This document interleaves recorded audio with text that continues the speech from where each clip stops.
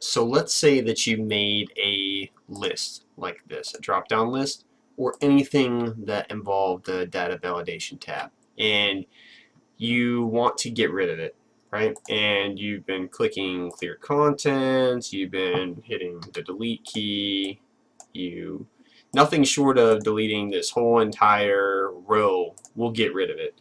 And you just want to get rid of this one thing.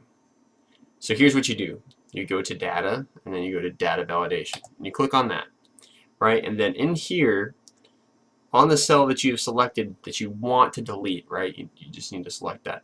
All you need to do is remove that list. What you do is just take it to any value, right? And then just hit OK, right? And then you'll see there's nothing there, right? Boom, done. So that's how you remove a list, a drop-down list, from any cell inside of Microsoft Excel.